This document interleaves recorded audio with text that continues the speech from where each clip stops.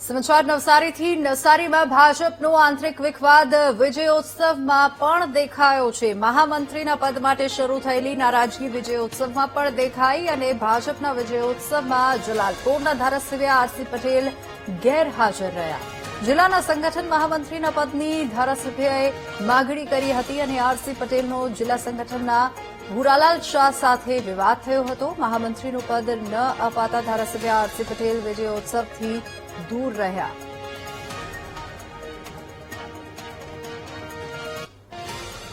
तो नवसारीમાં ભાજપનો આંતરિક વિખવાદ વિજયોત્સવમાં દેખાયો તેની ઝલક વિજયોત્સવ દરમિયાન દેખાઈ। મહામંત્રીના પદ માટે શરૂ થયેલી નારાજગી વિજયોત્સવમાં પણ જોવા મળી અને ભાજપના વિજયોત્સવમાં જલાલપોરના ધારાસભ્ય આરસી પટેલ ગેરહાજર રહ્યા છે। તો જિલ્લા સંગઠન મહામંત્રીના પદની ધારાસભ્યએ માગણી કરી હતી અને આ માગણી દરમિયાન તેમની માગણી અસંતોષાતા તેઓ ગેરહાજર જોવા મળ્યા વિજયોત્સવમાં અને આરસી પટેલનો જિલ્લા સંગઠનના ભૂરાલાલ શાહ સાથે વિવાદ થયો હતો।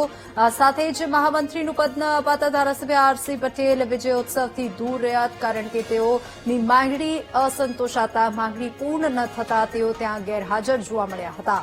તો મહામંત્રીનું પદ માટે તેઓએ માંગણી કરી હતી પરંતુ તેમની માંગણી ન સ્વીકારતા ભાજપનો આ આંતરિક વિખવાદ સપાટી પર જોવા મળી રહ્યો છે। તેઓ ત્યાં વિજયોત્સવમાં ગેરહાજર જોવા મળ્યા, તેમની ઉપસ્થિતિ ન જોવા મળી અને ભાજપના વિજયોત્સવમાં જલાલપોરના ધારાસભ્ય આરસી પટેલની નારાજગી સામે આવી છે।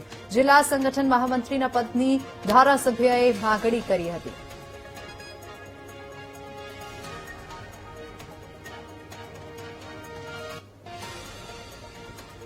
ભાજપનો આંતરિક વિખવાદ સપાટી પર પહોંચી ગયો છે। આ સાથે જ નવસારીમાં ભાજપનો આંતરિક વિખવાદ વિજયોત્સવમાં પણ જોવા મળ્યો તેની ઝલક વિજયોત્સવમાં જોવા મળી અને સ્થાનિક સ્વરાજ્યની ચૂંટણીમાં ભવ્ય જીત બાદ વિજયોત્સવ મનાવવામાં આવી રહ્યો હતો।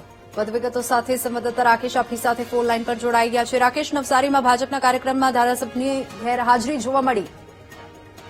જેની ગત દિવસો પહેલા સંગઠનના માળખાની જે કંઈક રચના થઈ હતી એમાં જલાલપોર ધારાસભ્ય આરસી પટેલના જે કંઈક માનીતા છે એની બાદબાકી કરવામાં આવી હતી, જેને કારણે મહાનગરપાલિકાની ચૂંટણીમાં પણ એ અસર દેખાઈ હતી અને ત્યારબાદ આજે સીઆર પાટીલની અધ્યક્ષતામાં વિજયોત્સવની જે ઉજવણી બીઆર ફાર્મ ખાતે કરવામાં આવી છે તેમાં આરસી પટેલ માત્ર એવા ધારાસભ્ય છે જેમની ગેરહાજરીના કારણે વધુ ચર્ચાઓએ વેગ પકડ્યું છે કારણ કે ભુજ જિલ્લા પ્રમુખ ભૂરાલાલ શાહ અને પીઆર પાટીલ સાથે સીધું જે ગેપ છે એ ગેપ આરસી પટેલે બતાવ્યો હતો અને આજે ગેરહાજર રહેતા સમગ્ર જે ચર્ચાનું કેન્દ્ર બન્યું છે। બીની જી બિલકુલ રાકેશ, આભાર સમગ્ર માહિતી બદલ।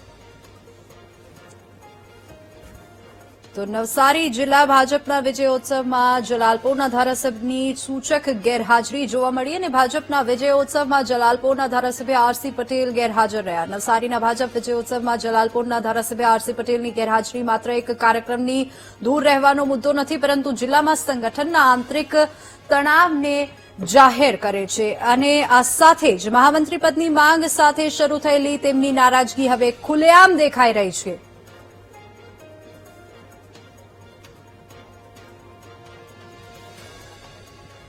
તો આ જ મુદ્દે આપણી સાથે સંવાદદાતા વધુ ચર્ચામાં માફ કરજો જોડાઈ ગયા છે દીપક બારોટ, કોંગ્રેસ શહેર પ્રમુખ નવસારીથી। દીપકભાઈ, ખૂબ સ્વાગત છે આપનું વીટીવી ન્યૂઝ પર।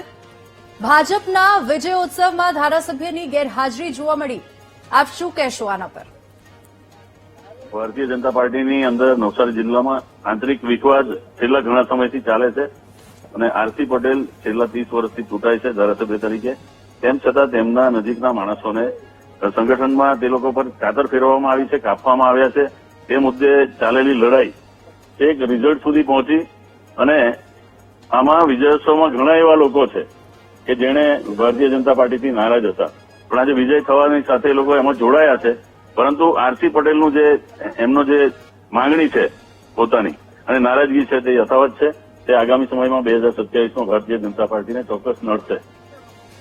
જી દીપકભાઈ, શું સત્તા મળ્યા બાદ ભાજપમાં પદ માટેની લડાઈ શરૂ થઈ ગઈ છે એવું લાગી રહ્યું છે? ભારતીય જનતા પાર્ટીની જે નીતિ રીતિ છે એ મુજબ એ લોકો એડવાન્સમાં જ લોકોને 2027માં કાપવાના ભાગરૂપે આ બધા પ્રયાસો કરી રહ્યા હોય તેવું મને લાગે છે। એ લોકોનો આંતરિક મામલો છે, એમાં હું પડવા નથી માંગતો, પણ એ લોકોની નીતિઓથી હું ચોક્કસ વાકેફ છું.